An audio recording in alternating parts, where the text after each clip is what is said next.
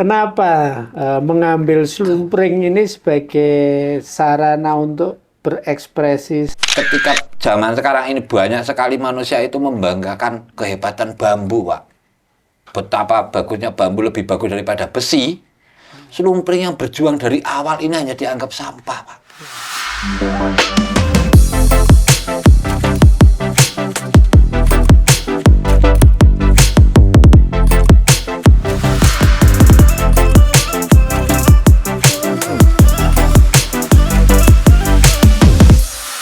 Sahabat inspirasi, hari ini kita berbahagia sekali bisa mengunjungi saudara kita Pak Maulana Aris Hakiki, yang kita sangat kenal dengan karya-karya beliau dan beken dengan Mas Aris Slumpring. Ini karya-karya ini dibuat dari slumpring bambu, ya. Slumpring bambu luar biasa yang kadang-kadang kita tidak pikirkan. Mas Aris, biar kita lebih kenal lebih dekat lagi, tolong diperkenalkan. Jadi Pak, perkenalkan, nama saya Maulana Aris Al-Hakiki, atau biasa kalau dipanggil di sini ya Aris Slumpring, Pak. Karena memang karya yang saya bikin saat ini itu terbuat dari slumpring bambu. Masih banyak orang yang tidak tahu apa itu slumpring. Ya, slumpring itu kelopak bambu, tapi bukan kulit bambu. Kelopaknya bambu, yang biasanya itu kalau bambu sudah tua itu mengelupas, terus jatuh. Nah, itu namanya slumpring kalau di bahasa sini, mungkin di bahasa daerah lain mungkin agak berbeda. Saya tinggal di Dusun Ngledok Sari, RT 3, RW 12, Kelurahan Tawangmangu, Kecamatan Tawangmangu, Kabupaten Karanganyar, Jawa Tengah. Tadi kalau bisa dilihat kan, slumpring itu seperti ini ya. Slumpring. Ini kelopak batang bambu yang pada saat sudah tua musim kemarau dia akan berguguran. Kenapa mengambil slumpring ini sebagai sarana untuk berekspresi, sarana untuk membuat karya seni ini? Sejarahnya gimana ini Pak Aris? Iya Pak, jadi memang sebelum saya menemukan slumpring itu memang dari dulu saya itu juga pemerhati tentang limbah alam, Pak. Limbah alam, karena kita coba untuk punya dua prinsip Pak, pokok. Yang pertama, bagaimana kita bisa meningkatkan sumber daya manusia untuk mengolah sumber daya alam. Karena dengan melimpahnya sumber daya alam, kalau tidak diiringi dengan peningkatan sumber daya manusia, maka sumber daya alam itu akan sia-sia. Poin yang kedua, bagaimana kita mengolah sumber daya alam tanpa merubah ataupun merusak alam itu sendiri. Nah, berawal dari ini dan juga berdasarkan dari hal itu, saya biasa menggunakan limbah-limbah dari alam, entah itu kayu ataupun bambu. Nah, termasuk salah satunya slumpring ini, Pak. Karena selama ini slumpring itu sama sekali tidak dianggap sebagai sesuatu yang berguna, Pak. Bahkan kadang-kadang sering pemilik daripada pohon bambu itu merasa susah ketika banyak slumpring berserakan, itu dianggap sampah, mengganggu gitu loh. Kelihatan tidak rapi ataupun kadang hanya dibakar saja. Oleh karena itu saya mencoba untuk berkarya menggunakan slumpring ini, Pak. Terus dari slumpring tadi kan limbah. Pak. Tapi ini menjadi karya yang indah. Tapi di dalam karya yang indah ini saya melihat Mas Aris menyimpan satu filosofi yang mendalam tentang slumpring ini. Seperti apa? Kalau kita lihat ini tidak hanya sekedar seperti lukisan, tapi ini adalah satu gambaran kehidupan yang memancar, yang bisa kita saksikan dari karya seni ini. Jadi memang kalau kita ibaratkan di dunia kita ya Pak ya, itu kan ada dunia seni tarik suara, ada lukis, ya kan, ada puisi, ada macam-macam lah. Lah, seorang pelukis dia akan mengungkapkan apa yang dia ingin katakan itu lewat lukisannya, dan tidak perlu berbicara. Seorang penyanyi ataupun penulis lagu, pencipta lagu, Dia mungkin tidak akan mengungkapkan langsung, tapi dia lewat liriknya. Demikian juga misalnya puisi. Nah, Slumpring ini juga memang ada sesuatu yang ingin benar-benar saya ungkapkan lewat Slumpring ini, Pak. Jadi, Slumpring ini penggambaran daripada unek-unek hati saya, Pak. Ya, dengan keadaan zaman saat ini. Ya, kita sebelum masuk ke filosofi Slumpring, ya perlu kita ketahui dulu Slumpring itu apa dulu. Masalahnya kalau nggak mengetahui Slumpring, maka tidak akan nyambung dengan filosofinya. Slumpring adalah disebut sebagai kelopak bambu. Padahal sebenarnya Slumpring itu bukan kelopak bambu, Pak. Tunas bambu yang biasa kita makan namanya rebung, itu sebetulnya belum ada bambunya, Pak. Itu adalah kumpulan slumpring muda. Makanya kalau rebung itu kita kupas itu habis, Pak. Bambu itu tercipta dari ruas slumpring sama ruas slumpring yang memanjang, Pak. Itu baru jadi bambu. Berarti ketika masih rebung, itu belum ada bambunya. Berarti yang hidup pertama kali dan berjuang hidup itu bukan bambu, tapi slumpring, Pak. Kumpulan slumpring muda. Itu yang berjuang hidup. Nah, Slumpring ini melindungi inti bambu. Ya. Sampai agar bambu itu bisa terlindungi, maka Slumpring ini mengeluarkan buluh, Pak. Atau kalau bahasa Jawa, lugut. Gelugut. Nah, yang kalau manusia itu mendekat, gatel, Pak. Yeah. Nah, dia melindungi inti bambu. Agar apa? Inti bambu ini tidak didekati oleh manusia, tidak terjamah, aman. Karena masih lemah ya. Masih lemah. Nah, Slumpring ini akan melindungi inti bambu sampai bambu itu betul-betul siap, matang, Pak, tua.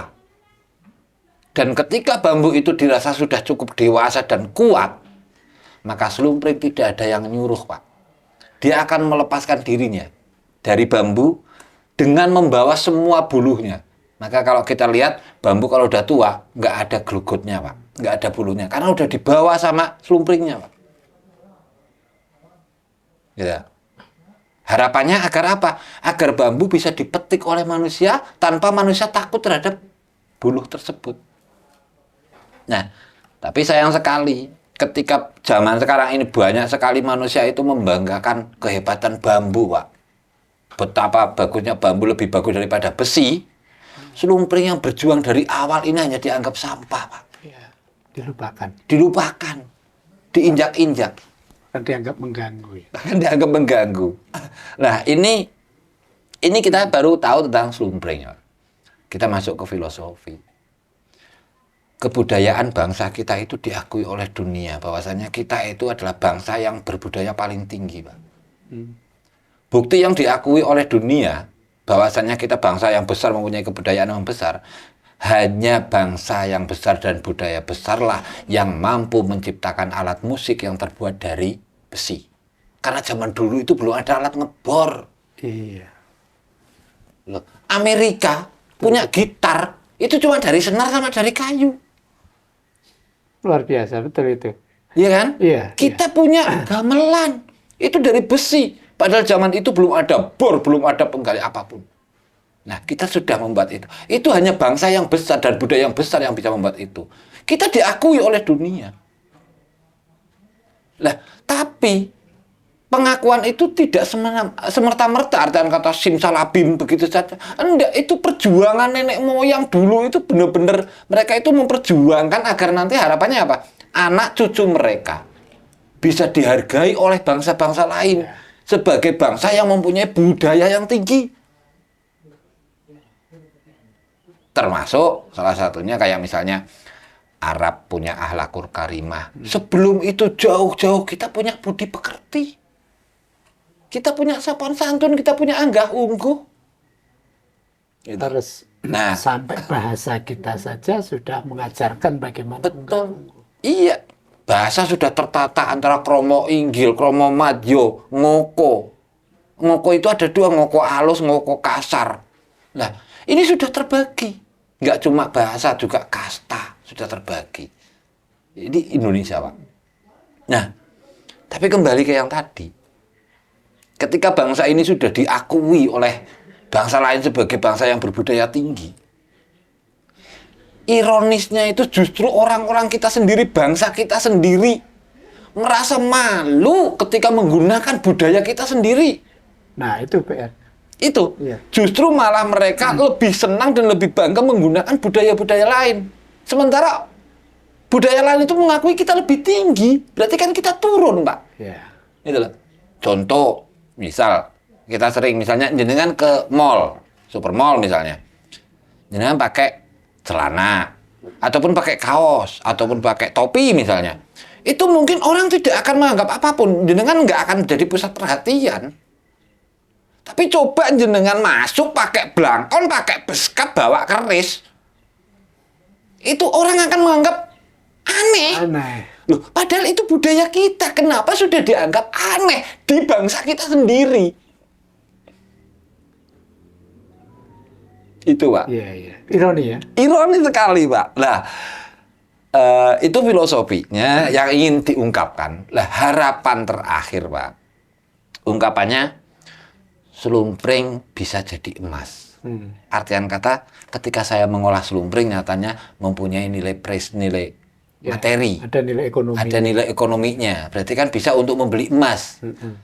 Nah, itu secara harfiahnya, Pak.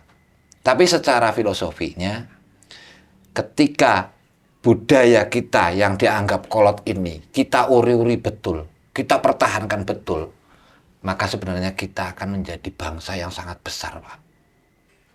Karena ada ungkapan orang zaman dulu, bangsa yang besar adalah bangsa yang mau mempertahankan daripada kebudayaannya sendiri. Dan juga tidak melupakan terhadap perjuangan nenek moyang terdahulu. Betul, Mas Haris. Iya, itu, Pak. Jadi slumpring ini ketika di awal dia menjadi penolong dan bahkan kunci kehidupan. Kunci kehidupan daripada bambu, Pak. Tapi ketika sang bambu ini sudah tumbuh besar, Iya. dia dengan penuh kerelaan melepaskan diri Melepaskan tanpa mengungkapkan ini loh jasaku. Iya, Ini loh peranku, kamu bisa besar itu karena aku loh. Dia nggak pernah menanyakan itu ya. betul, Pak. Dan kelanjutannya adalah kenapa saya mengambil ini dari bahan, Pak? Kenapa saya larinya ke wayang? Kok bukan ke wajah ataupun ke gambar hewan misalnya? Kenapa ke wayang?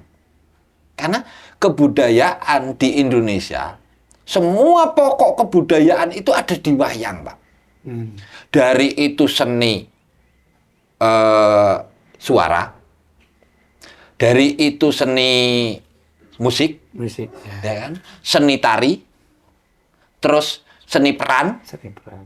termasuk seni lukis, seni pahat, itu semua komplit ada di wayang. Karena seni pahat tidak bisa mewakili seni lukis, tidak bisa mewakili seni suara, tapi kalau di wayang bisa mewakili semuanya. Nah, karena pusatnya budaya adalah saya anggap sebagai wayang, dan yang tadi filosofi itu adalah ungkapan hati itu tentang kebudayaan, maka saya memilih wayang slumpring. Wayang slumpring. Betul, Pak.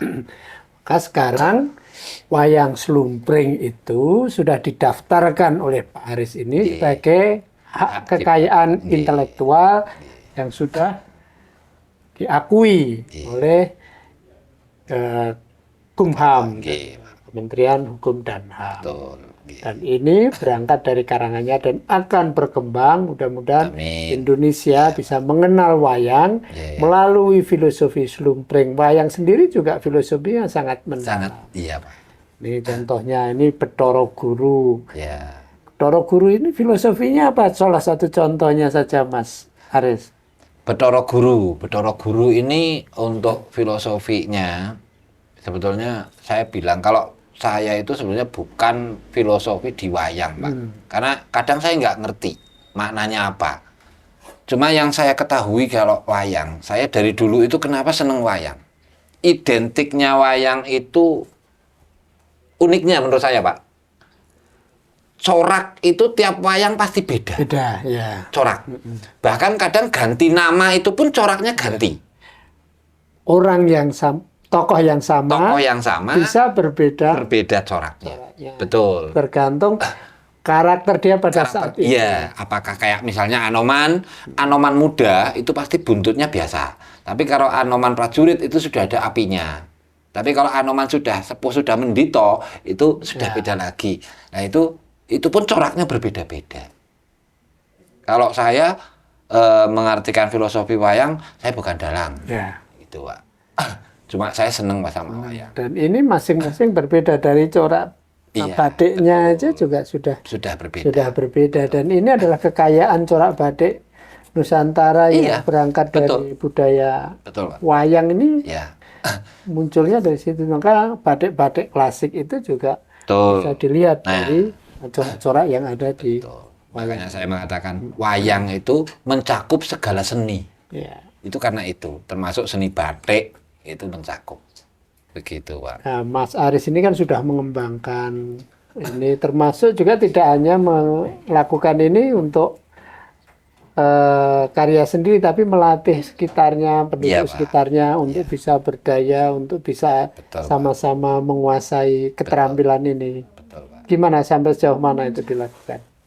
Alhamdulillah untuk saat ini memang seni itu memang tidak bisa dipaksakan ya, muncul dari diri sendiri. Tapi juga kita tetap mengajak anak-anak muda khususnya itu untuk belajar tentang bagaimana cara lukis bakar.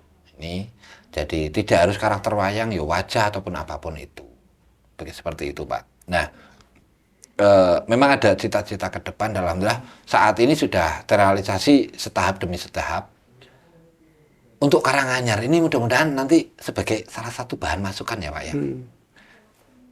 Saya pengen kok di Karanganyar itu kayak semacam ada lembaga pendidikan ataupun pelatihan kayak LKP ataupun LPK, di mana itu khusus tentang kerajinan, Pak. Kriya. Gitu, tentang kriya. Tapi kriya itu nanti dibagi, ada yang khusus tentang pemanfaatan limbah alam. Nah, kayak misalnya limbah-limbah kertas, limbah apa, itu semua bisa kayak di situ. Nah, itu pemanfaatan di situ ada pelatihannya. Gitu. Nah, memang saya punya cita-cita ke situ. Alhamdulillah saat ini juga saya sudah, karena LKP itu harus di bawah naungan yayasan. Alhamdulillah saat ini saya sudah punya yayasan dan sudah Kemenkumham juga. Mudah-mudahan nanti kedepannya bisa terrealisasi. Ya, saya tertarik untuk melihat kira-kira kalau melukis dengan media slumpring itu sebenarnya seperti apa caranya? Iya, Pak. Ini kan kita penasaran, ini ada hitamnya, ada. Pak. Seperti jadi kalau untuk yang sudah biasa ataupun sudah bisa, Pak, ini menggunakan alat ini, Pak. Ini alat lukis bakar atau bahasa keren namanya pirografi. Kalau bahasa modern sekarang pakai mesin itu namanya laser, Pak. Laser. Nah, ini ada pengaturan suhunya antara besar ataupun kecil, panas ataupun tidak. Nah, ini kalau misalnya sudah ahli, itu apa yang ada di angan-angan kita gambar itu bisa langsung kita goreskan di sini, Pak. Bisa kita goreskan. Seperti ini, Pak. Nah, seperti ini. Ini kalau misalnya garis, tapi kalau misalnya untuk menghitamkan, ini seperti ini. Makanya kalau gambar itu hitamnya lebih banyak, Pak, itu lebih lama. Untuk pengerjaan ini ya antara sekitar di angka 3 atau 5 hari. Lama juga ya? Ya, lumayan, Pak. Itu pun kadang juga bisa 1 bulan, Pak. Kalau pas lagi moodnya nggak mood, itu kadang ditinggal pergi dulu untuk mencari mood itu, Pak. Gitu. Nah, ini hitam seperti ini, tapi kalau misalnya garis ya cuma garis seperti ini saja. Ini garis, Pak. Ini. Oke. Ini. Nah, untuk alat ini sendiri pun tidak ada di toko, Pak. Ini pesen ke teman, di mana teman itu memang ada komunitas pirografi ataupun lukis bakar di Indonesia itu sudah ada, bahkan sampai luar negeri, Pak. Boleh cek browsing untuk pirografi ataupun lukis bakar, hasilnya juga alhamdulillah ya bagus-bagus, Pak. Biasanya media kayu, ya media MDF itu biasanya lah. Kalau saya yang media slumpring. Jadi kalau seperti ini banyak itemnya begini ini, ini itu lebih lama, Pak. Ya? Lebih lama, betul. Tapi kalau misalnya kayak garis ini kayak gini, batikan, itu lebih cepat, Pak.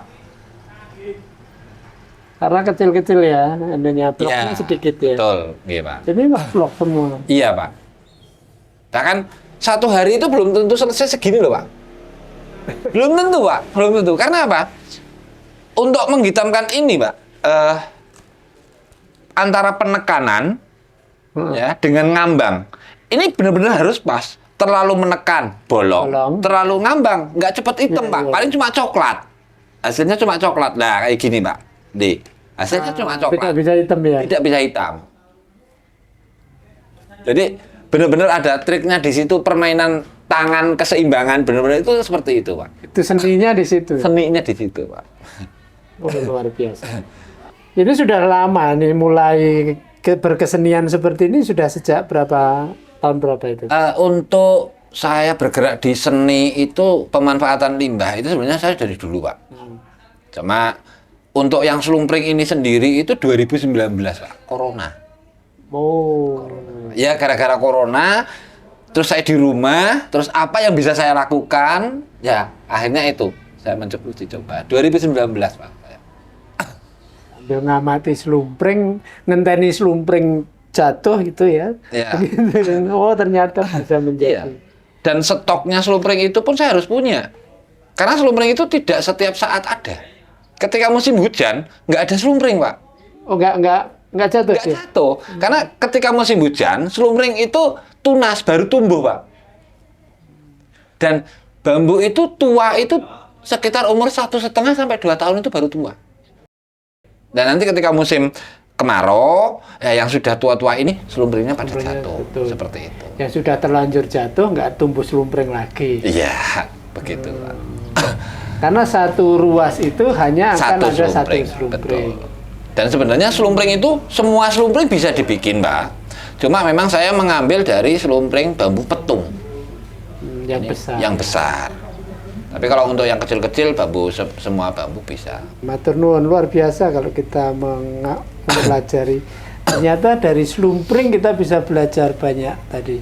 Yeah. Bahwa sesuatu yang sudah dilakukan ketika kita memelihara sesuatu dan menganggap di awal kita melakukan banyak hal, pada saatnya juga kita akan harus meninggalkan itu. Oke. Kita tidak boleh melekati pada satu hal. Betul. Yang seolah-olah kita segala-galanya di situ. Pada saat regenerasi ya Pak ya. Harus melepas dan akan berganti sampai saatnya yang kita lepas itu dia akan bertumbuh lebih baik lagi. Mungkin ada pesan-pesan untuk rekan-rekan inspirasi biar kita bisa bertumbuh lebih baik lagi. Terima kasih Pak. Kalau pesan saya mungkin saat ini cuma simpel. Wong Jawa aja ilang jawane Pak.